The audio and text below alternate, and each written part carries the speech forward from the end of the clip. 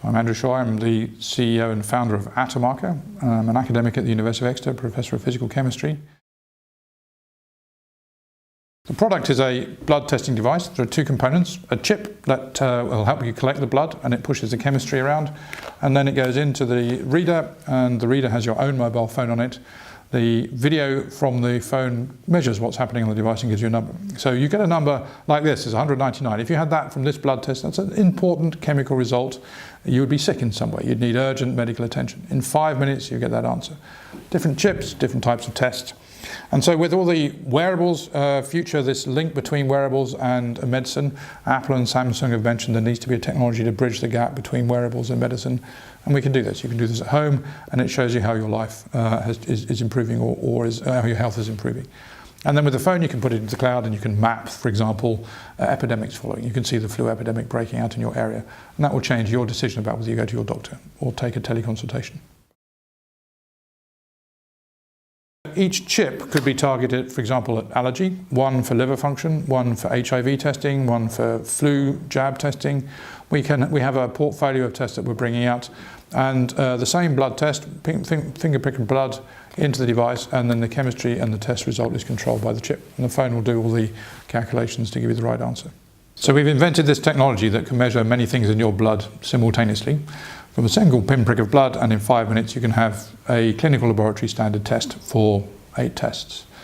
And that it will enable us to project the power, the diagnostic power of laboratories, not just into the doctor's surgery, which I think is going to be an easy improvement of the quality of care to patients, but also through pharmacies, into the high street, and ultimately I think into your home. So education initially at Cambridge and in Stanford, and at Stanford I realised that academics at the university there also had an entrepreneurial flair. With Silicon Valley just down the road, there was a revolving door between the academic community and the boardrooms of Silicon Valley. And that enabled me to understand the concept of entrepreneurial academic, and I learned how those processes worked and a bit about how venture capital happens. I then came back to my laboratory and founded my laboratory at the University of Exeter. And within a few months founded a company looking at counter-terrorism.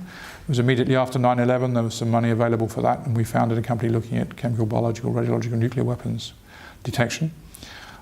We produced that to a product and delivered a contract to the UK government, and then we sold that, and Attomarker was then founded on the back of that. The big trend, I think, in personal medicine is coming from wearables. There's a view that you should measure your steps, you should measure your heart rate, you should measure a number of factors. But the wearables are not yet medicine, and this transition between wearables and medicine is a key unmet need at the moment. And it's met simply at the minute by sending a blood sample away to a laboratory, the so-called mail-away market.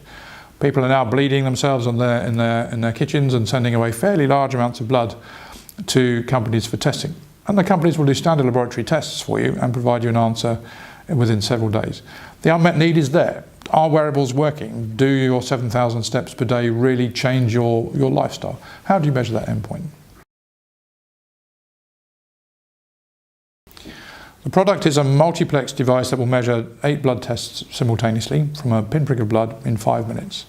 It would enable the doctor to make measurements in the consultation, and within that 11-minute period of a GP consultation they can get a good piece of blood chemistry to support a diagnosis.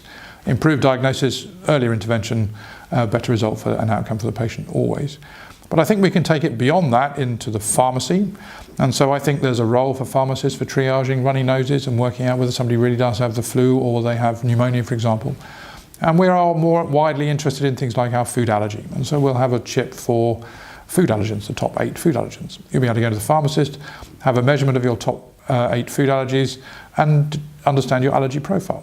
Does that change the way you live your life? We'll put the profile into an app, and then you can scan barcodes in supermarket products and decide whether you can get an allergy alert from what might be in that product. So we're going to evolve the initial test into an allergy crowd care pathway where you can understand a bit more about how your allergy affects your daily life.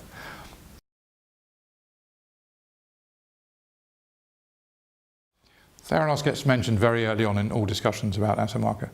Theranos clearly identified a market where individuals want to make blood tests themselves, maybe in the pharmacy, and I think that market need is still there. What Theranos didn't do was be open about their technology. We have 7 granted patents, we have 18 publications. We push the technology through an FDA protocol to show that it works properly. But more interestingly, in our company, I have a production consortium. So each of the partner companies making the device or the chip, for example, has seen all the designs. We're very open about the design with our partners, and they think they can manufacture it. So fundamentally, I have a peer review process at the bottom of the company. We see the potential generated by Theranos, and we aspire to achieve some of that valuation.